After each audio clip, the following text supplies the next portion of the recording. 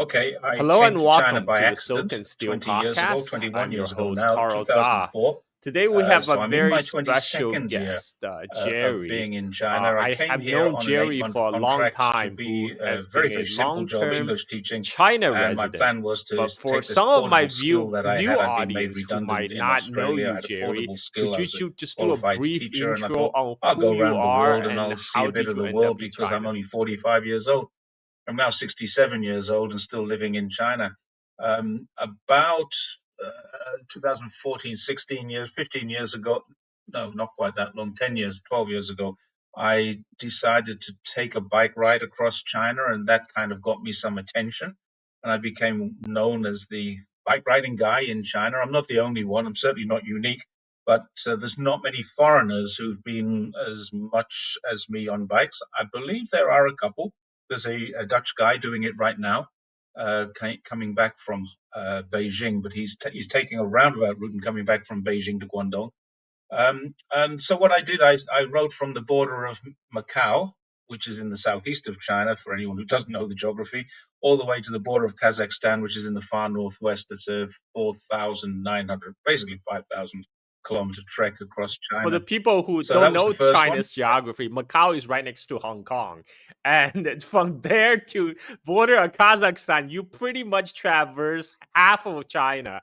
That's very impressive. How did you start on bicycling? Have you always been doing bikings or No, no. When I was in my 50s, I just wanted to lose a little weight. I think I was 53, and I saw myself getting out of the shower in a mirror, full length mirror, and I didn't like what I saw. So I was conscious of the fact that both my mother and her father had a very similar body shape to mine. Although I haven't seen my mother's, just we're both kind of short and round, and both of them had heart conditions in their 50s. Both of them lived quite a while, but they did both have heart attacks in their 50s. And I thought, I don't want that to happen to me. So I've reached 67 now, and I've got no heart problems whatsoever. So getting on a bike and doing what I did was very good for the aerobic exercise. It's built the heart and lungs up, and I'm relatively fit. Don't test me on stairs. I hate stairs, but put me on a bike and I'll do 100 kilometers tomorrow, and I wouldn't have much problem with that. Recovery would be a couple of hours, and then I'd be going having a beer. So yeah, I can get around a little bit on a bike, but I never did that before. I mean, I had bikes when I was a kid, of course, and as an adult, I used to have one period of my life I had a bike to ride to work, trying to be a bit environmentally friendly, stuff like that. But no, I've never been a serious cyclist. I'm not into competitions. I'm not into organized cycling. I just first trip was me and a friend. Second trip was me and another friend. Third trip was me and my wife. The fourth trip was me and my wife and the other friend, the same friend who did the couple of trips with me now. And then just a few months ago, we started here in Zhongshan in the south of China, also near Macau, and cycled up to Inner Mongolia to Hobart. That was May and June of this year. We took about 6 weeks to do that. Okay, so I mean, for most people who just decide to do bicycling for exercise, obviously they normally don't go halfway across a gigantic country. How did that come about? The first long distance biking trip from Macau to border of Kazakhstan. Well, the original idea, the original plan was to go to Tibet. I wanted to ride to Lhasa because that's supposed to be the biggest challenge. It's possibly the biggest cycling challenge in the world is to ride to Tibet or ride through Tibet and into Lhasa and then onto the Himalayas. But I never got the opportunity to do that. The government here will not allow foreigners to cycle that into Tibet. And it's not related to security. They allow us to go there, but they're just not on bikes and not on the road.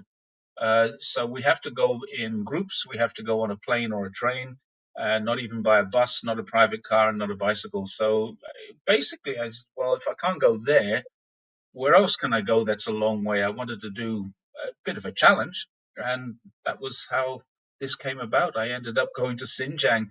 I'd been to Xinjiang before a couple of times, but never by bike, of course. And then everybody telling me online, no, you can't go to Xinjiang, you can't go. But I mean, I wasn't online before I did this. And when I was online posting about it when I came back, everyone's telling me, no, you can't do that. But I just did. Here's the pictures, type of thing. So yeah, I just cycled into Xinjiang, which is supposedly this kind of enclosed area that the BBC always tells us is very difficult to get into. It's not at all. Just right in there or walk in there. That's another thing. Of course, my wife is quite famous because she walked from here to Beijing, as well as ridden Wow. from Xinjiang back to here with me. So yeah, she's even more famous than me in China. Wow, you are all very healthy healthy people. We're not when we're finished. I promise you. Well, broken Rex. so actually, I think I first learned about you was when you posted picture of your biking trip in Xinjiang. Yeah, I don't know how long ago was that. it's about 6 or 7 years ago. Yeah, yeah. I think it's around 2019 or It was slightly pre-COVID, but yes. not much pre-COVID. 6 months or so before COVID. Yeah, and I thought, wow, this guy is hardcore, and I mean, because you are, I was living vicariously through you because you back then you were doing what I always wanted to do, which is Right. bicycling around China. Uh, and I had at that time I haven't been to Xinjiang yet. I just been to Xinjiang. Yeah, I saw you were there. Yeah. So I just came back from my own Xinjiang trip. I rode in a Land Cruiser. You know, we rode about 300 3,500 kilometers all over Xinjiang. And when I went around, especially the Taklamakan Desert, I gained a special appreciation for what you did because you were cycling through some of the most harsh terrains. I mean, like the road might be flat, but it's like it's dry and hot. What month did you go? we were there about the same. The last trip, my wife, an Australian friend of mine, and myself, three of us, were there about the same time as you. We left late September on the last trip. We had 45 degrees centigrade temperatures in the desert. And you've probably experienced the wind there now. It's pretty hot.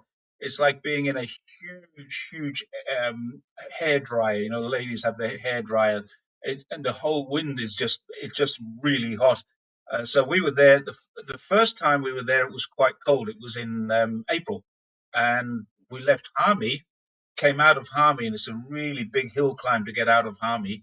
And we got, so the higher we got, the colder it got, of course. And then it started sleeting, then it started snowing. I mean, this is late April. We were thinking we wouldn't experience weather like that. Then we got past Urumqi and we went to the Tian Shan Mountains, where on the day we went there, we used a car because we had a blizzard. We literally had like 3 foot of snow across the road. There's no cycling in those conditions, so we got a car to take us across the mountains. And then when we came down the other side into Ely, it was beautiful and warm and great blue skies and pasture lands. It's fantastic. You've probably been there too. But yeah, we did pretty much every single different terrain you can think of. Xinjiang is extremely diverse. It's got the deserts, it's got a rock desert, it's got sand deserts, it's got mountains, it's got grasslands, it's got uh, most gorgeous fields with the uh, lavender and the sunflowers, depending on the time of year you go there. But both of our journeys have been at kind of bookends of the year. The second one was pretty cold coming out, but we wanted it. Sorry, pretty hot coming up. We wanted it to be that time of year because we didn't want to go through the summer heat, the July and August. So we came a bit later. It was a little hotter than we expected. That's all. 45. So you actually went to Xinjiang multiple times, not just once. I've been to Xinjiang. I've been twice this year, and I'm going again next week. Oh So wow! yeah, I've been many times. I went there with CGTN early this Mhm. year to do a panel with. You met Luke, I think, when you were in Yes, Urumqi. I yes. met him there. We did the same panel in with Liu Xin of CGTN, and a couple of other very important people, far more important than me. But that's another story. We'll stay off the geopolitics, but that was more about geopolitics. I Uh, am a friendship ambassador, the Silk Road Friendship Ambassador. I have a kind of a trophy and a certificate to say that. So I'm inclined to go there when I have free time, and I also write a bit about it. So I'm quite Hmm. favorable in my writing about it. Obviously, I don't follow the Western media narratives, and I'm completely contrarian to them, as I've seen you are now. And once you spend a little time there, you realize that this is definitely not right. The uh, the, the the narrative. So yeah, that's why I go there. I've made a few videos up there with TV crews. Basically, they invite us up and say, "Oh, look, you cycle around here. Would you mind coming and cycling here? You know, we'll get you bikes. You just bring your gear, and we'll put you on these bikes, and we'll film you in this area or in this area." Yeah, okay, we can do that. I don't mind. Free holiday. Nice. So Yeah. I actually, I actually have not been to Yili. So my All our right. trip this time, we were driving around southern Xinjiang. We did go to Urumqi. We went through the Tianshan Mountain to Urumqi, but then from Urumqi we flew to Kucha, and then from Kucha we drove right across the Taklamakan Desert to Mm. Kashgar, to Yarkand and That's a Kashgar. hell of So a drive.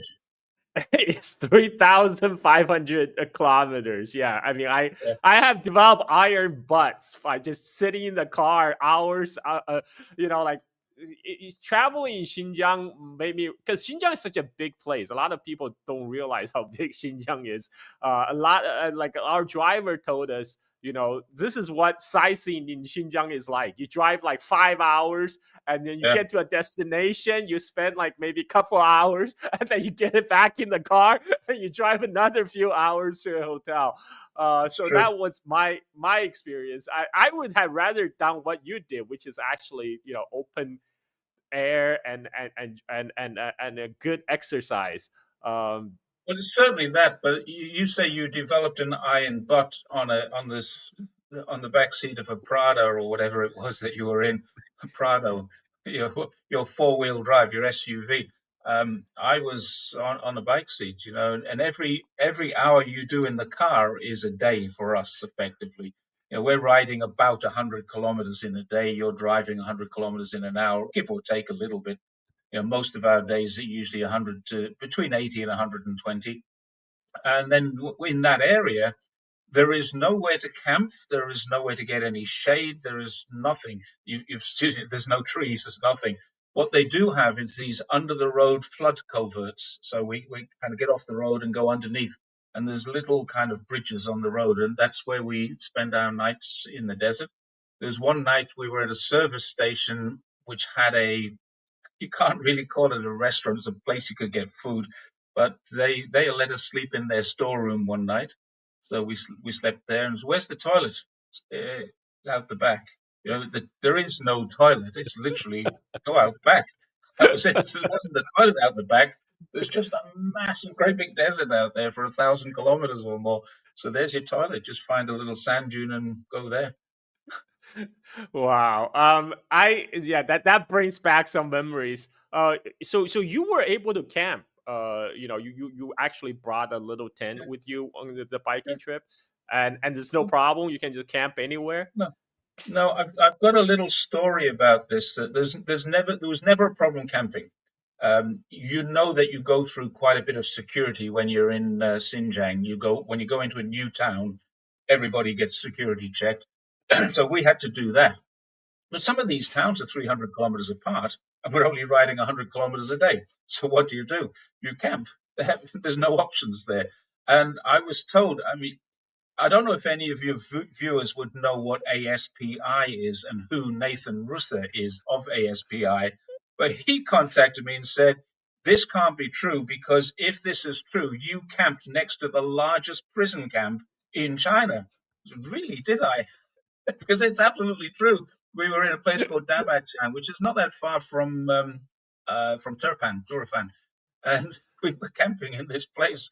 I had no idea. We actually camped in the back of a graveyard because it was quiet, not realizing that there's a train line right there, and every hour a train comes past. Oh, It's the old train, the slow train, not the high speed train which goes and then it's gone. And so there was that story, and the other story we had was my wife and I when we were in Xinjiang. We flew to Xinjiang a few days early, had our bikes shipped up there, and the plan was to ride home.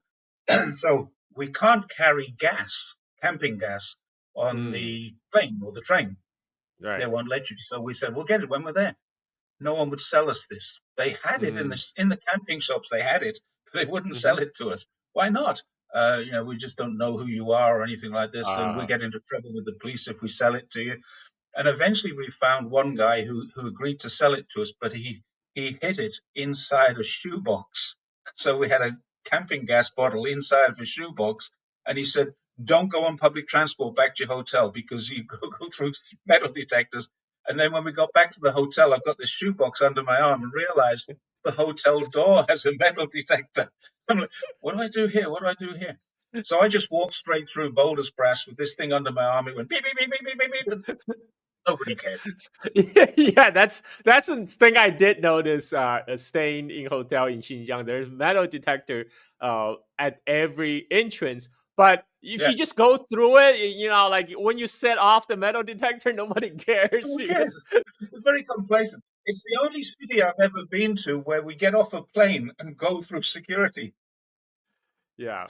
Yeah, and I don't. You actually went to Xinjiang pretty early. I don't know what your experience was like because when we went this year, there was still a lot of security, police checkpoint, but we were told just to roll down our window to look into the camera, so to let the AI Right. recognition take our pictures, and then we drive through. But our driver says a few years earlier, before they had the AI recognition, everybody have to get off the car and they will check your document. It was a big Yeah. pain in the ass. Like when you were first cycling through Xinjiang, did you have to stop and then they check your passport and stuff like that? I've been through all different ranges from zero security to that security and back to a lower level of security. So the first time I went to Xinjiang was 2005, and I went with my Mm, father, my wife and her father, and a couple of other family members and some friends. There was quite a group of us, about 8 or 10 of us went in this group together, and my father and I kind of peeled off and we did our own thing while they did their thing because my father was quite old and he didn't want to go off on these 5 hour drives. So effectively, he and I stayed around the city center and we got to find our way around Urumqi, which was quite underdeveloped at that time, much less developed than it is today. And there was very little in the way of security. I would say virtually no security at all. It, it, nothing. We were able to go into the bazaars, into the mosques, everywhere we went. There was never any trouble. Then I went back again. The next time I was back, there was on the bike, and the security was there, but it was much less. We had a couple of towns we went through. One was called Shanshan, and it was very heavy security. And we found out later that just 1 year, actually only 11 months before, it was in June the previous year, 2013, in June, they'd had a huge riot and 30 people had died, including 16 police officers. So they were very conscious of it. And that was a place we had trouble. It's the first time in my experience of traveling in China where I had trouble finding a hotel. So what we did was we went into the police station, said, "Where's a hotel?" They were really nice, very polite. They went out in their van. Four of them went out in their van. One of them gave us tea while we're sitting there waiting. He said, "We'll be back in a minute." Off we went, and then they came back and said, "Yeah, the only hotel you can stay at is this one." And we went across there, and that was it. We were fine. There's no issues. But we'd stopped at 4 or 5 hotels, and they'd all said, "No, no, no, we're not taking anybody here." There was obviously an air of some suspicion or whatever, but there was never any issues. There was not a single time where anyone said to us, "Where were you yesterday? What were you doing? Can I see your camera?" Anything like that. So effectively, we were free travelers. But that was on that first trip. That was 2014. That was the only issue that we had that one day. 2019, we were going through regular security checks, slightly different, higher level of security, but the higher level security was much better organized. So on our bikes, because we're foreigners, we had to get off the bikes, show them our passports, get manually recorded through. And they were like, "What are you doing? What's going on here?" Well, we're riding here. We're doing this for charity. We're raising money for disabled people in Dongsan. Can we have some photos with you? So we got photos with the security and the police. And they're bringing us fruit, and here's 4 bottles of water because it's dry out there. Oh yeah, thank you very much. We just find somewhere to put them into our baggage, and they were really really nice. There was never, we met one police officer who was officious, and he was quite rude to us, but then he's probably rude to everyone. Uh, I wouldn't say there was any issue at all with the police except that one guy. Now, just so your audience is aware, I spent 10 years as a police officer, and I've met many, many more officious bastards in the police service than he was. So it wasn't that big a deal for me. It was just, oh, he's so we had our name for him and we left that. And that situation, yeah, we weren't allowed to stay in that hotel. This was in 2019, but we were allowed to stay down the road, so we did. But he was really rude about it. And then he followed us out of town, and he made sure that that behind us, we're doing 20 kilometers an hour, and there's a police car with lights behind us. So he just made sure we went to the next town, which was only 20 or 30 kilometers away. Wasn't a big deal. Once we were off his turf, he was happy. We were happy. We didn't want to stay in his town. Yeah, I that's one thing I did. So through our trip, in our interaction, we're actually surprised that most of the time the police were very courteous and very polite. And the one time that we did get stopped over in near Yarkand, where we have to stop and they check their passport. They were very apologetic. It's like, so sorry we have to do this, but you understand this is what required to do so. Were you going somewhere near one of the border crossings? Because that's the usual thing. Yeah, we were heading toward. There's more security when we headed toward. What's that town? Tashkurgan from Kashgar. Okay. Yeah. Toward the border with Pakistan and Tajikistan and Yeah. Afghanistan. Well, it's a pretty rough area down there on the border, and they are pretty strict about it. So yeah, I understand that. I think when you get near any of the borders, there's I think 8 countries border Xinjiang. It's that big. When you get near one of those countries that borders Xinjiang, they start to get a little bit more sensitive about who you are, what you're doing. But no, generally speaking, they're fine. Mostly, there is a higher degree of security. There is no issue about that. I'm not going to ever try and pretend there isn't. But it's there for a damn good reason. And I never really saw. I'm a former police officer. I served in London during the IRA bombing campaigns. I've literally seen what a terrorist bomb can do, and therefore I have no issues with what they were doing. None at all. In fact, I've said this in interviews before. I wish I had had the same powers that those police officers there have and don't use. I would rather have had the powers and not use them than not have the powers and be unable to use them. We couldn't do stops and searches and things. If we thought someone looked a bit suspicious, doesn't matter. You can't just stop and search a guy because you think he looks suspicious. In Xinjiang, they can. They just don't. So that's the difference. Yeah, we one of our photographer is a Russian guy who lives in Shanghai, and he says here in Xinjiang the cops are more polite than the police in Shanghai, and I can't comment on that because I did live in Shanghai for a long time, but my experience is they're very very courteous, and most of the police are locals. Most of the Yeah, police we encountered are local Uyghur police, um, yeah. and so you've been to Xinjiang multiple times. You must really like the place. Well, I do like the place. I like it very much. I like the food. I like the environment. I have to say, I'm going to be a little sexist here. The most beautiful girls in China are in Xinjiang for sure. Don't tell my wife I said that. She's in the next room. But yeah, it's a gorgeous place with really nice people, and that's something that I I'll never forget. If I never go back there again, I have some fantastic memories. But there's still some parts of it that I haven't seen. It's that big. I've cycled about 5,000 kilometers. I've been on a couple of bus tours there as well. But there's still a lot that I haven't seen. It's that big. However, when you spend the last trip we were there 19 days. 19 days is great. We saw so much. I mean, I really ought to write down the places that I've seen and what I saw in these places. but I mean, I keep a diary when I'm on my phone on the bus doing diaries like this, and so I've got knowledge, and I've also got memories, but I've also got a recording of what it was that we saw while we were there. And one of the things that I really felt after 19 days there was I want some green vegetables. I'm not a person who craves a salad, but I did. When I got back, the first thing I went for was a salad somewhere. That's not me at all. But after 19 days up there, yeah, I really craved a good salad. So there's It's not much green vegetable there. yeah, it's great if you are a meat lover because it's a meat lover's heaven. Lamb, yeah, lamb. As long as your meat is not pork, there's not much pork up there. Yeah, so everything else, and they do have a lot of fruits.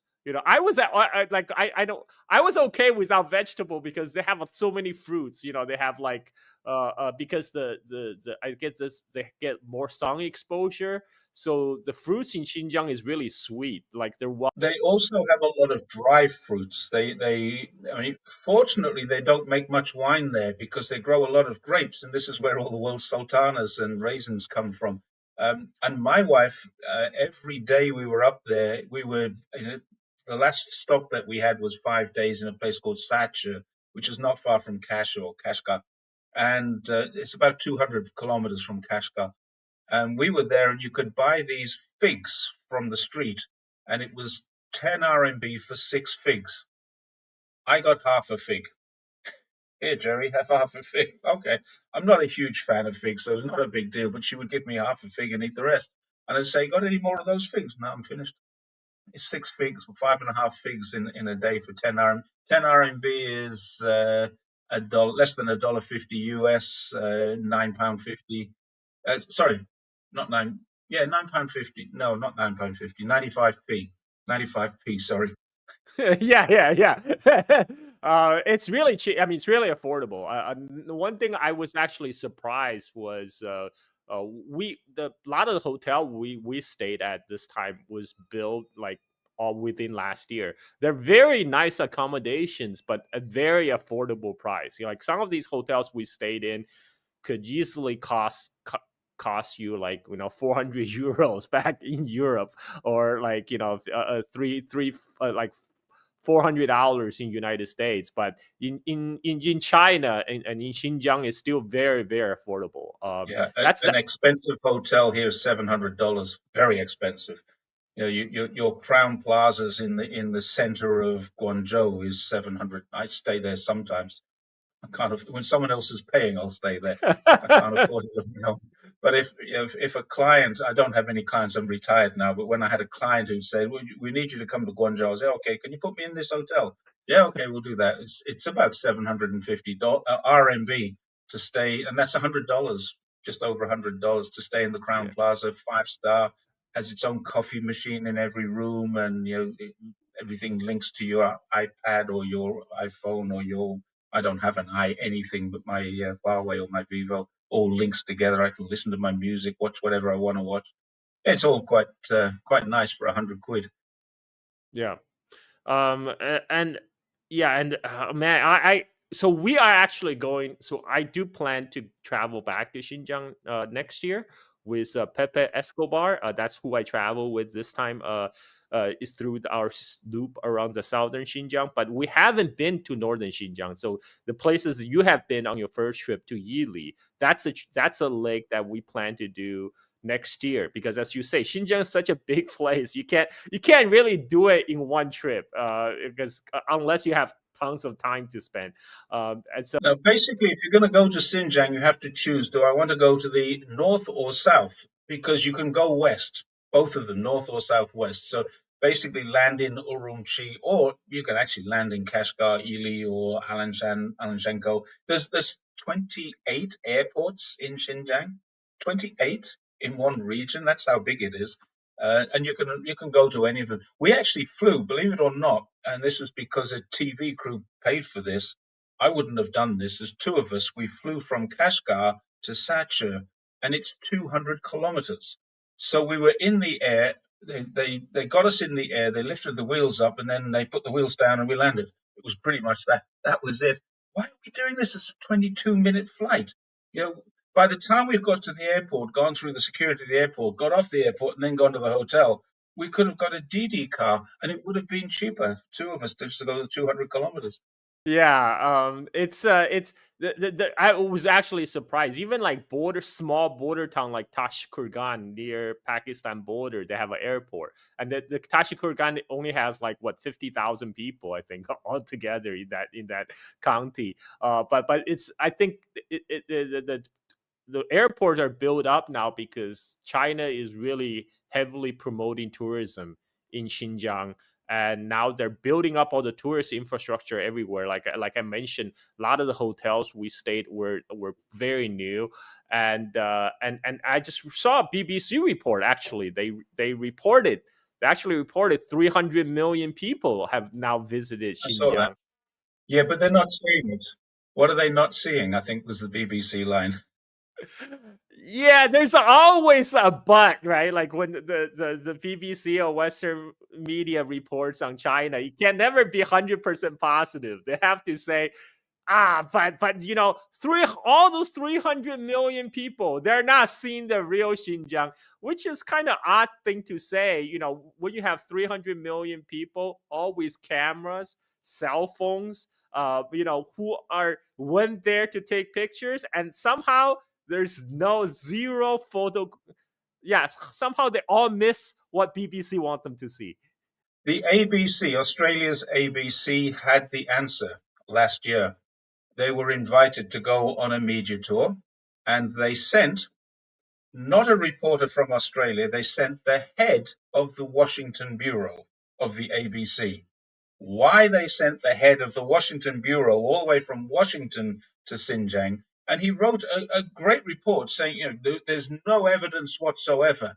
They've cleaned it all up. They've hidden it all away. And then basically, he could find no evidence. So we just made the allegations anyway. There's no evidence. Everyone seems to be happy. But what are they hiding? Yeah, I mean, you can't win with these people.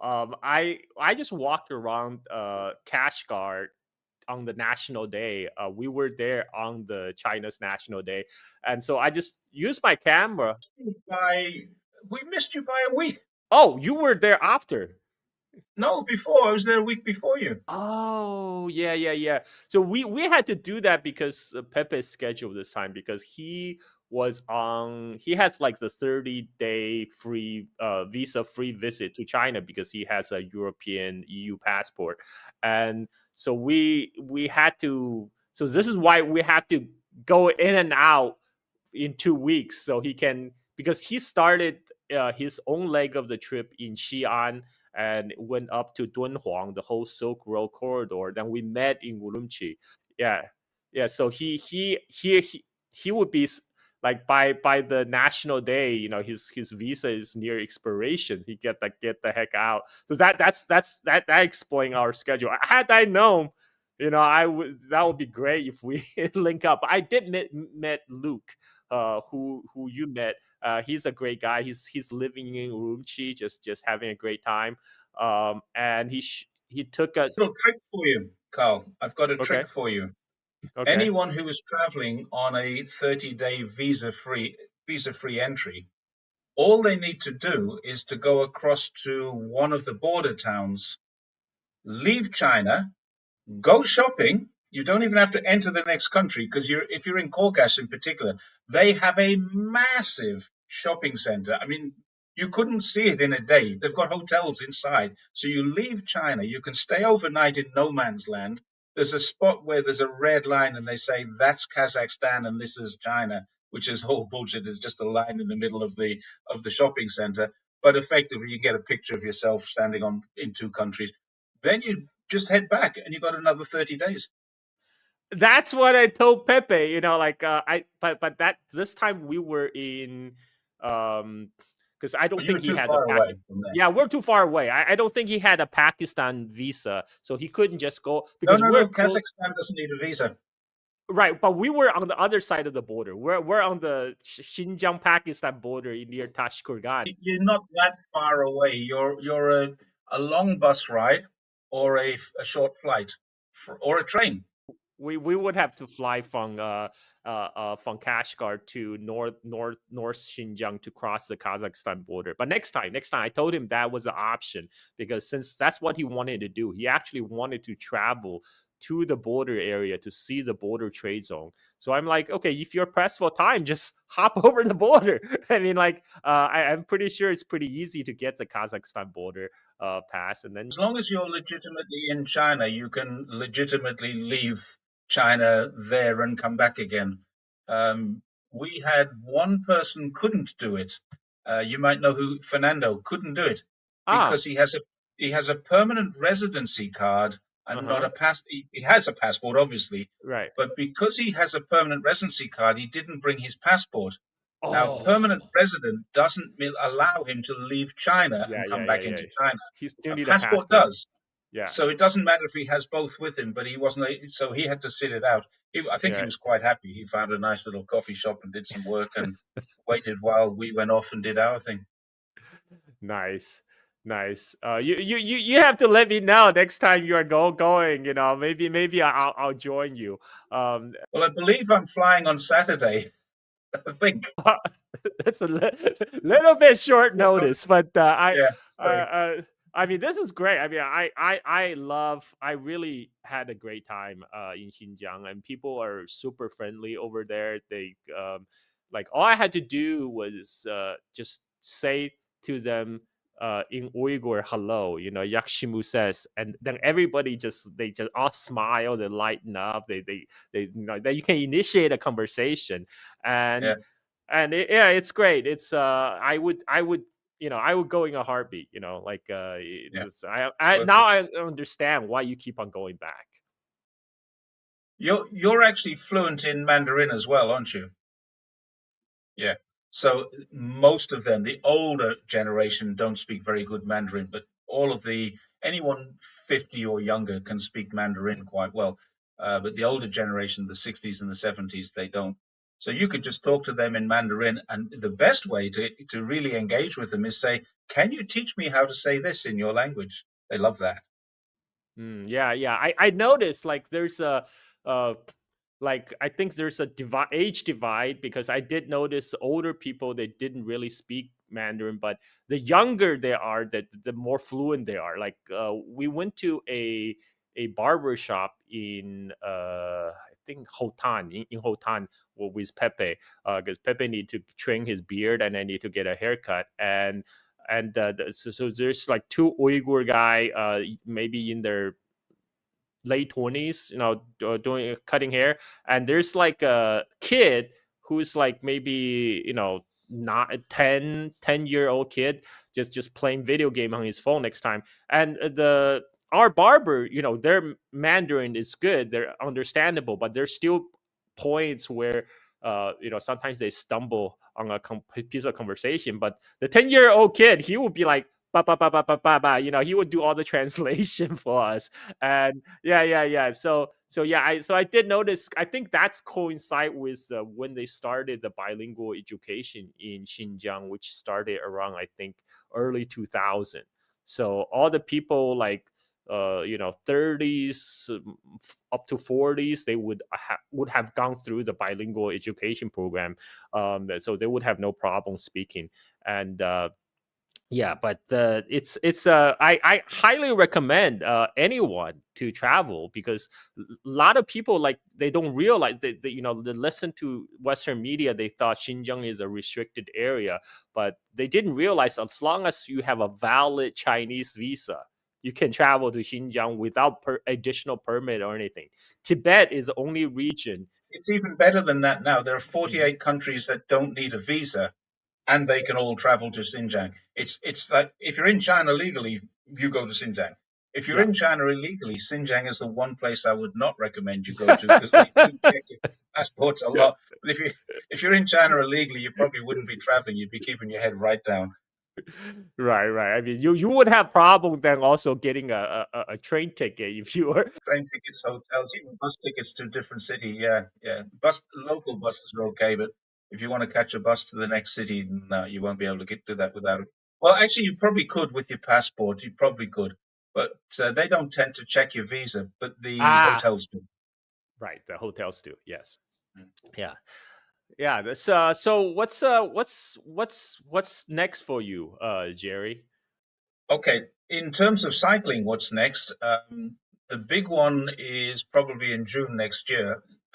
When I say probably June, it's probably June. It's possibly May or possibly July, but it's going to happen. We're going to fly back to Hohhot because we now have electric e-assist bikes. So they're ordinary bikes with a battery that helps you up the hills and stuff.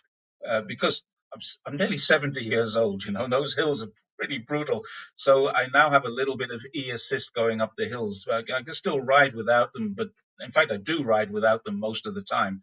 But when you get into the mountains, click it on and off you go. It just helps enormously and makes the journey pleasurable instead of more painful. So we left our batteries in Hohhot because they didn't want to ship the batteries back when with the bikes when we came back. And so we're going to have the bikes shipped up there, click the batteries back in, charge them up, and then ride to Qinghai, which is the only province of China that I haven't been to. I haven't been to Taiwan, which is a province of China, but it's a separate issue there, and it's a little more difficult for me to get there. But in terms of mainland and the Chinese managed Hainan and Zhuhai Islands, I've been, and Hong Kong and Macau, I've been everywhere else. So that's the plan, just to go up and ride down to Qinghai. And to do that, we'll need to ride through Dunhuang, or pretty. Wow. Wow. So you are going through the whole Silk Road corridor through Gansu. Yes. I've cycled through Gansu before, twice. Once going east-west, once going west-east. Gansu is quite brutal to cycle through. It's very dry, wide open, brutally strong winds, and it can be quite painful.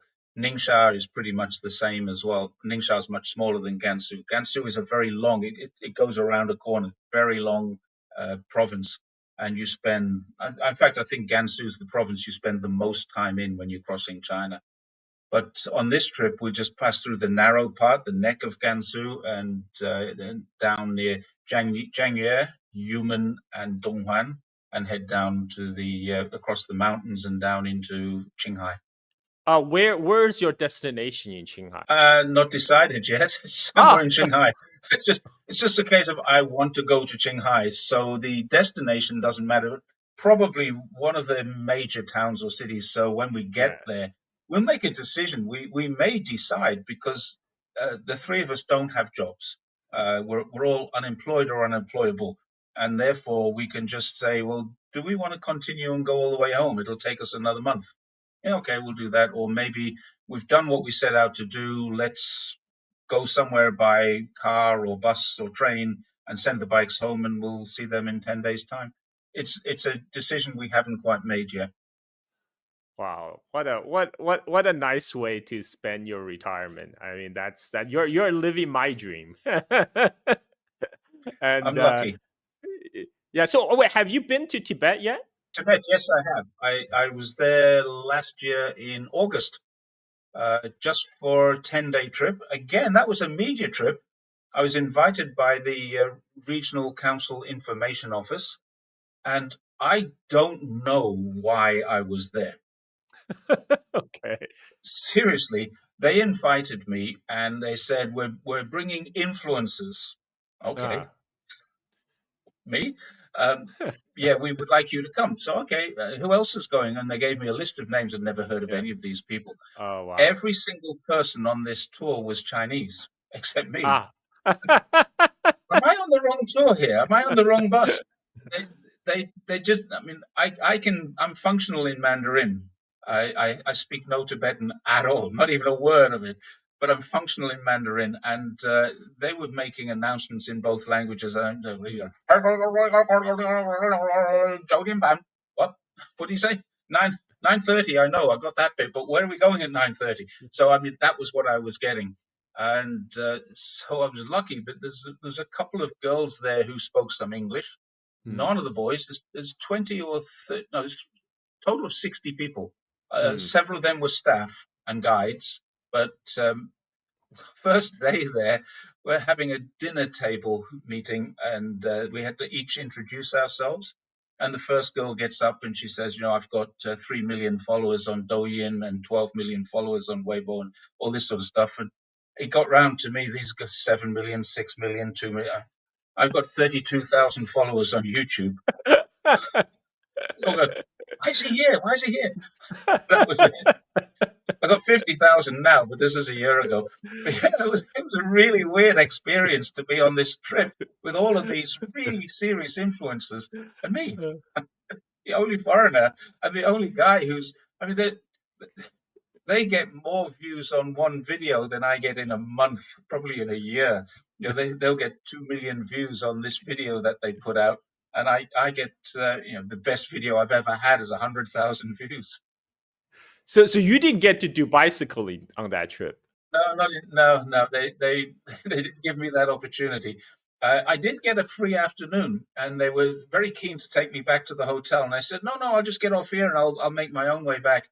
And I thought they were going to have a heart attack or something. No, you can't do that. You can't do that. And I thought, why not? Is there a problem? I mean, security or no, because you don't know how to get back to the hotel. I do know how to get back to the hotel. I had to tell them what the name of the hotel was in Chinese, show them on my phone that I know how to use Didi. Once they had that, okay, you can go then. They were just worried I'd get lost and die in the mountains or something. But we're in the town center of Lhasa. So I had 5 or 6 hours of total free time wandering around. And believe it or not, I had a Xinjiang meal that night Oh, in nice, Lhasa. I nice. found the Uyghur has a mosque, and just Uh-huh. a few hundred meters away, about a kilometer away, the Hui Muslims have a mosque as well. So Yeah. there's a lot of Muslim food in Lhasa. I was surprised. So I sat down and I had myself a dapanji and a bottle of beer, Nice, Xinjiang beer in nice. Lhasa. That's what people don't realize. It's actually quite easy to get around in China nowadays. If you have like a Chinese map app, the 高德地图, the A map. Gouda is brilliant. In English, it's called AMAP, but Gouda is absolutely brilliant. That takes us on some of the most incredible. The picture you see behind me is from Gouda. We're riding along this road, and suddenly it says turn left in 100 meters. And you go, what? Turn left? We're on the main road going straight to the city we want to go to. And it says turn left, and you turn left, and you do a detour through this kind of village. And then it brings you out the other side 2-3 kilometers later, and you've just saved yourself a 12-kilometer diversion through the main road. The main road goes way around the other side of that hill. So yeah, it's fantastic. Gouda or AMAP, just capital AMAP, AMAP. Yeah, and that, by the way, where is that? Where is that the town that the behind you the picture was taken? This one's in Qingyuan, in a place called Nanlian. It's about 3 or 4 hours drive north of Guangzhou. Oh, okay. So this is actually in Guangdong province. It's right on the border with Hunan, not far from Guizhou. Guizhou, Guangxi, and Hunan all kind of border the northern western side of Guangdong province, and it's somewhere up that way. I think Hunan is very close to Hunan. Well, this has been a great catching up, Jerry. It's this last time I talked to you, I think it was like years ago. So I just wanted, yeah, I just wanted to catch up to see how you're doing. Looks like you're still having a grand old time in China, and it's good, always good to hear. And I look forward to updates from your up and coming trip. And I wish your success in your future endeavors. Is there, if people want to follow you, where would they go? Yeah, just follow me on. It's on there on the screen. Jerry's take on China, and yeah, anyone can follow me anytime. It's okay. If they have questions about China, anyone can ask questions. I read all my comments still, and I respond to emails when people pick up the email address from the bio. It's inside of the bio. So if people say, "Hey, have you been to and what do you know about?" I'm quite happy to answer them all. Do you know anything about this story I've heard? Usually I'll be able to say, "Yeah, I know about that. It's a load of rubbish." So yeah, anyone can contact me through my YouTube, Jerry's Take on China, through Twitter, Jerry's Take on China, or X, I should say, sorry. And the email address is in the bio of both of them. Excellent. Well, thank you very much, Jerry, for making your time to talk with us, and thanks everyone else for tuning in. Until next time.